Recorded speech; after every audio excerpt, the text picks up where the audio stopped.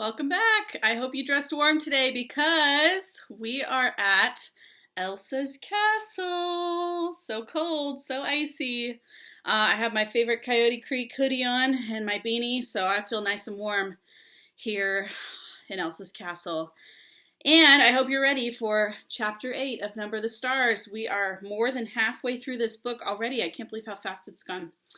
Here we go, Chapter 8. There has been a death. Through the haze of dreams, Anne-Marie heard Henrik rise and leave the house, headed for the barn with his milking pail at daybreak. Later, when she woke again, it was morning. She could hear birds calling outside, one of them close by the window in the apple tree, and she could hear Mama below in the kitchen talking to Kirsty. Ellen was still asleep.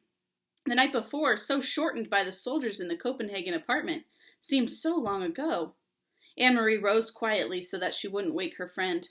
She pulled on her clothes and went down the narrow, curved staircase to find her sister kneeling on the kitchen floor, trying to make the gray kitten drink water from a bowl. "Silly," she said. "Kittens like milk, not water." "I'm teaching this one new habits," Kirsty explained importantly. "And I have named him Thor, for the god of thunder."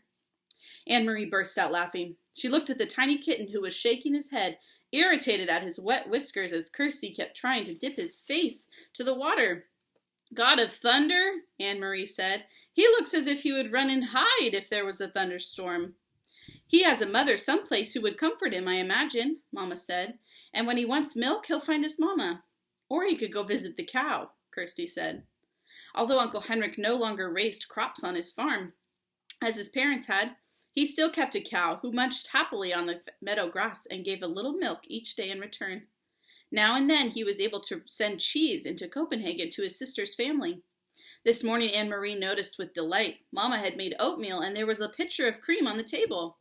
It was a very long time since she had tasted cream. At home they had bread and tea every morning. Mama followed Anne-Marie's eyes to the pitcher. "Fresh from Blossom," she said. "Henrik milks her every morning before he leaves for the boat. And," she added, "there's butter, too. Usually not even Henrik has butter, but he managed to save a little this time." "Save a little from what?" Anne-Marie asked. "Spooning oatmeal into a floured bowl? Don't tell me the soldiers tried to, what's the word? Relocate butter, too." She laughed at her own joke. But it wasn't a joke at all, though Mama laughed. "They do," she said. "They relocate all the farmers' butter right into the stomachs of their army. I suppose that if they knew Henrik had kept this tiny bit, they would come with guns and march it away down the path." Kirsty joined their laughter as the three of them pictured a mound of frightened butter under military arrest. The kitten darted away when Kirsty's attention was distracted and settled on the windowsill. Suddenly, here in this sunlit kitchen, with cream and a pitcher and a bird in the apple tree beside the door, and out in the Kattegat, where Uncle Henrik, surrounded by bright blue sky and water, pulled in his nets filled with shiny silver fish. Suddenly, the specter of guns and grim-faced soldiers seemed nothing more than a ghost story, a joke with which to frighten children in the dark. Ellen appeared in the kitchen doorway, smiling sleepily, and Mama put another floured bowl of steaming oatmeal on the wooden table. "Cream," Anne-Marie said, gesturing to the pitcher, with a grin. All day long the girls played out of doors, under the brilliant clear sky and sun. Anne-Marie took Ellen to the small pasture beyond the barn and introduced her to Blossom, who gave a lazy, rough-textured lick to the palm of Ellen's hand when she extended it timidly. The kitten scampered about and chased flying insects across the meadow. The girls picked armfuls of wildflowers, dried brown now, by the early fall chill, and arranged them in pots and pitchers until the tabletops were crowded with their bouquets. Inside the house, Mama scrubbed and dusted at Uncle Henrik's untidy housekeeping. She took the rugs out to the clothesline and beat them with a stick, scattering dust into the air. "He needs a wife," she said, shaking her head, and attacked the old wooden floors with a broom while the rugs aired. "Just look at this," she said, opening the door to the little used formal living room with its old-fashioned furniture. "He never dusts," and she picked up her cleaning rags. And Kirsty, she added, the god of thunder made a very small rain shower in the corner of the kitchen floor. Keep an eye on him. Late in the afternoon, Uncle Henrik came home. He grinned when he saw the newly cleaned and polished house, the double doors to the living room wide open, the rugs aired, and the windows washed. Henrik, you need a wife, Mama scolded him. Uncle Henrik laughed and joined Mama on the steps near the kitchen door. Why do I need a wife when I have a sister? He asked in his booming voice. Mama sighed, but her eyes were twinkling. And you need to stay home more often to take care of the house. This step is broken, and there's a leaking faucet in the kitchen, and... Henrik was grinning at her, shaking his head in mock dismay. And there are mice in the attic, and my brown sweater has a big moth hole in the sleeve, and if I don't wash the windows soon...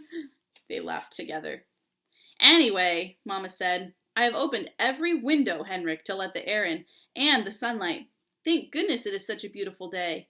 Tomorrow will be a day for fishing, Henrik said, his smile disappearing. Anne-Marie, listening, recognized the odd phrase. Papa had said something like this on the telephone. Is the weather good for fishing, Henrik? Papa had asked. But what did it mean? Henrik went fishing every day, rain or shine. Denmark's fishermen didn't wait for sunny skies to take their boats out and throw their nets into the sea. Anne-Marie, silent, sitting with Ellen under the apple tree, watched her uncle. Mama looked at him. The weather is right? She asked. Henrik nodded and looked at the sky. He smelled the air. I'll be going back to the boat tonight after supper. We will leave early in the morning. I will stay on the boat all night. Anne-Marie wondered what it would be like to be on a boat all night. To lie at anchor, hearing the sea slap against the sides. To see the stars from your place on the sea. You have prepared the living room? Uncle Henrik asked suddenly. Mama nodded. It is cleaned, and I moved the furniture a bit to make room. And you saw the flowers, she added. I hadn't thought of it, but the girls picked dried flowers from the meadow. Prepared the living room for what? Anne-Marie asked. Why did you move the furniture? Mama looked at Uncle Henrik. He had reached down for the kitten, scampering past, and now held it against his chest and scratched his chin gently. It arched its small back with pleasure. Well, girls, he said, it is a sad event, but not too sad, really, because she was very, very old. There has been a death, and tonight your great-aunt Berta will be resting in the living room in her casket before she is buried tomorrow. It is the old custom, you know, for the dead to rest at home and their loved ones to be with them before they are buried. Kirsty was listening with a fascinated look. Right here? She asked. A dead person right here? Anne-Marie said nothing. She was confused. This was the first she had heard of a death in the family. No one had called Copenhagen to say that there had been a death. No one had seemed sad. And, most puzzling of all, she had never heard that name before. Great-Aunt Berta. Surely she would have known if she had a relative by that name. Kirsty might not. Kirsty was little and didn't pay attention to such things. But Anne-Marie did. She had always been fascinated by her mother's stories of her own childhood. She remembered the names of all the cousins, the great-aunts and uncles, who had been a tease, who had been a grouch, who had been such a scold that her husband had finally moved away to a different house, though they continued to have dinner together every night. Such wonderful, interesting stories filled with the colorful personalities of her mother's family. And Anne-Marie was quite certain, though she said nothing. There was no great-aunt Berta. She didn't exist. I can't wait to find out what happens next week in Chapter 9 of Number the Stars. Stay warm. It's very cold. And I hope you have a great Friday.